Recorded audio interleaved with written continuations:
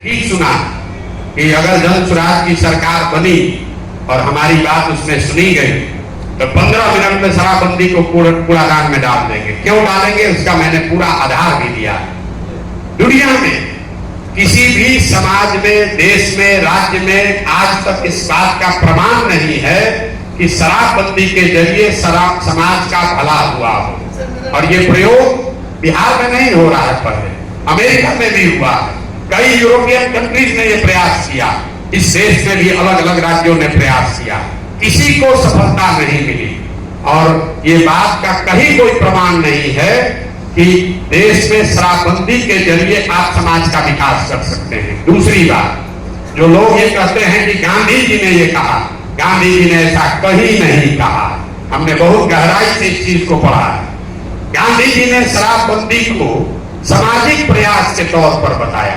गांधी जी ने बताया कि शराब पीना गलत बात है, समाज को प्रयास करना चाहिए कि शराब पीने वाले लोगों की संख्या कम हो।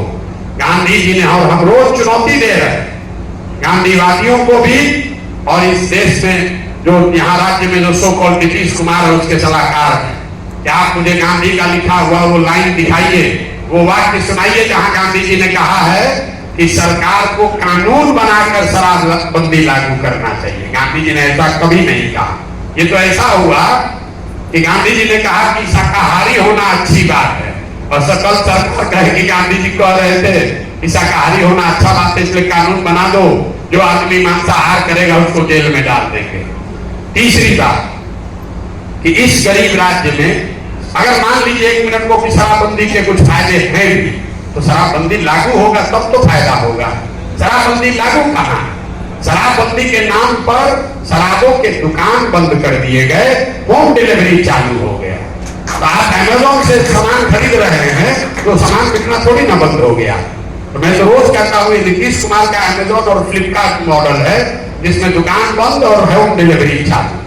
और इस वजह से बिहार के लोगों का हर साल 20,000 करोड़ रुपए का नुकसान हो रहा है। जरा आप अंदाजा लगाइए, 20,000 करोड़ रुपए का सरकार का नुकसान हो रहा है।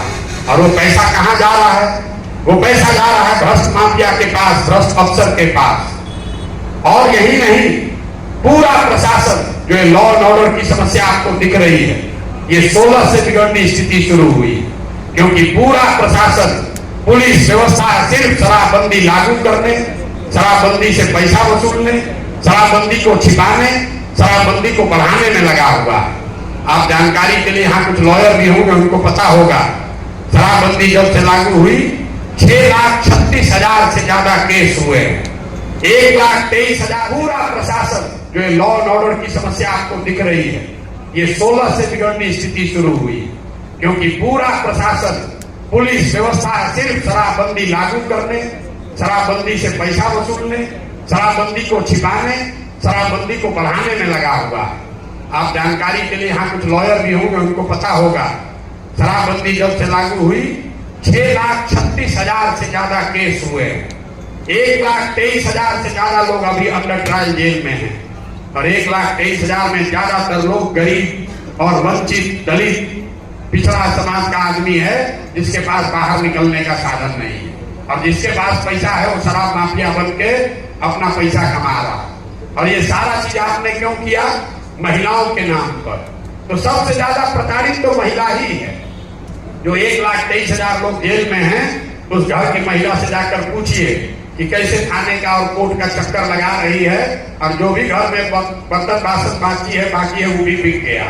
तो इससे इसका ना कोई इस पॉलिसी का कोई आधार है, ना इसका कोई मॉरल रूटिंग है, ना इसको आप जमीन पर लागू कर पा रहे हैं। 20,000 करोड़ का नुकसान अलग हो रहा है, महिलाओं को क्षति अलग हो रही है, और युवा जो है जिसको शराब के धंधे में आपने लगा दिया। गांव गांव में लड़के शराब का अवैध काम कर रहे हैं।